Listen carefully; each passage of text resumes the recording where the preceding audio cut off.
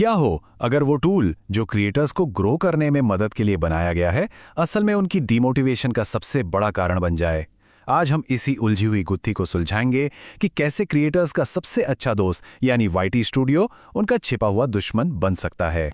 तो सीधा सवाल ये है, क्या ये ऐप जहां हर एक नंबर, हर एक ग्राफ या तो आसमान में उड़ाता है या फिर जमीन पर गिरा देता है, असल में ग्रोथ में रुकावट बन रहा है? ये बात सुनने में थोड़ी अजीब लगती है ना? लेकिन ये एक सच्चाई है। अक्सर क्रिएटर्स कंटेंट की कमी से नहीं, बल्कि बहुत ज्यादा मोटिवेशन और फिर अचानक मिलने वाली निराशा के चलते हिम्मत हार जाते हैं। तो आज हम इन्हीं मुद्दों पर बात करेंगे। पहले हम प्रॉब्लम को समझेंगे, फिर उसके साइकोलॉजिकल असर को जानेंगे और आखिर में इससे बाहर निकलने के कुछ ठोस तरीके भी देखेंगे। चलिए शुरू करते हैं। इस पूरी प्रॉब्लम को नए कहानी से समझते हैं। एक नए और जोशीले क्रिएटर की कहानी, एक ऐसी कहानी जिससे शायद कई लोग खुद को जोड़ पाएंगे। जरा सोचिए, एक 24 साल का लड़का है, पूरे जुनून के साथ यूट्यूब चैनल शुरू करता है। शुरू के कुछ वीडियोस पर 100-300 व्यूज आते हैं, फिर अचानक एक वीडियो 1000 व्यूज पार कर जाता है। उसे लगता है बस अब तो अपना चैनल रॉकेट बन गया। उस दिन से वाईटी स्टूडियोज का बेस्ट फ्रेंड बन जाता है। हर घंटे रिफ्रेश, सीटीआर कितना है, वॉच टाइम कितना है, लेकिन फिर अगला वीडियो सिर्फ 150 व्यूज पर रुक जाता है और वाईटी स्टूडियो में दिखता है एक ग्रे एरो। और बस वहीं उसे पहली बार यह महसूस होता है कि शायद ये सब उसके बस का नहीं है। और देखिए, ये सिर्फ एक कहानी नहीं है, ये हजारों नए क्रिएटर्स की सच्चाई है। यहां से हम उस मनोवैज्ञानिक जाल को समझना शुरू करते हैं जिसमें अच्छे भले क्रिएटर्स भी फंस जाते हैं। इस ऐप की सबसे बड़ी ताकत और कमजोरी ये दो तीर हैं। एक हरा तीर आते ही ऐसा लगता है जैसे दुनिया जीत ली, और एक ग्रे तीर दिखते ही लगता है कि बस सब खत्म हो गया। मतलब पूरे दिन का मूड सिर्फ एक तीर के रंग पर टिक जाता है। इस एक लाइन में ना इस पूरे जाल का सार छिपा है। जैसे इंस्टाग्राम पर लोग लाइक्स के पीछे भागते हैं, वैसे ही क्रिएटर्स यहां हरे तीरों का पीछा करते हैं। और धीरे धीरे ये एक ऐसा नशा बन जाता है जहां नंबर्स क्रिएटिविटी पर हावी होने लगते हैं।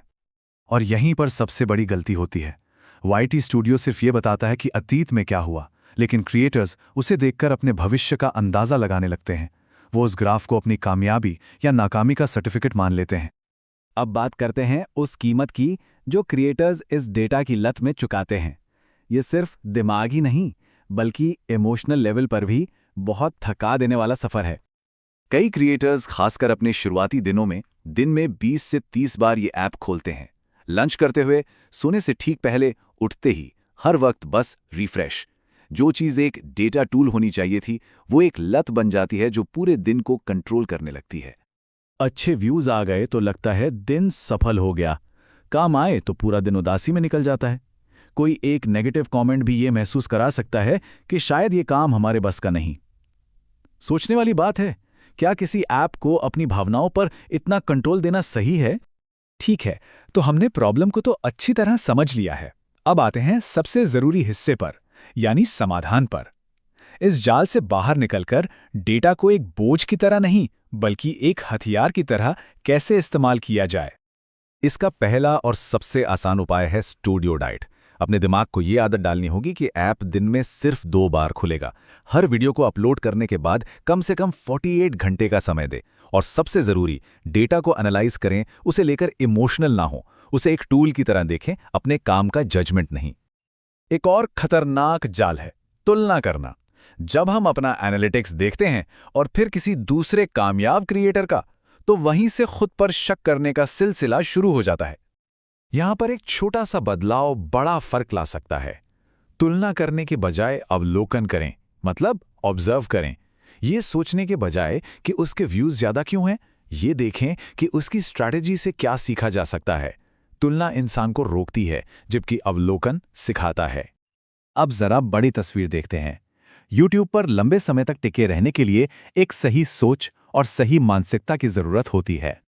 यूट्यूब पर ग्रोथ इंस्टेंट नूडल्स की तरह नहीं होती। ये तो धीरे धीरे पकने वाला खाना है। ये एक धीमी प्रक्रिया है जिसमें सब्र की जरूरत होती है। यहां वही टिकता है जो लंबी रेस का घोड़ा होता है। यहाँ सबसे जरूरी बात है अपनी भूमिका को समझना। क्रिएटर का काम है वैल्यू देना, अच्छा कंटेंट बनाना और खुद को बेहतर करते रहना। एल्गोरिथम का काम है उस कंटेंट को लोगों तक पहुंचाना और नतीजे दिखाना। अपना फोकस सिर्फ अपने काम पर रखना चाहिए, नतीजों का काम एल्गोरिथम का है। तो असली माइंडसेट शिफ्ट यही है, अपना पूरा ध्यान इस बात पर लगाना कि वीडियो देखने वालों की जिंदगी में क्या वैल्यू ऐड हो रही है। जब दर्शकों को वैल्यू मिलेगी तो व्यूज अपने आप आएंगे। तो चलिए आज इस पूरी बातचीत को एक प्रतिज्ञा के साथ खत्म करते हैं कि फोकस बनाने पर होगा, बार बार नतीजे देखने पर नहीं। क्योंकि जो लगातार काम करता है अंत में जीतता वही है। काम है बनाना, परिणाम अपने आप आएंगे।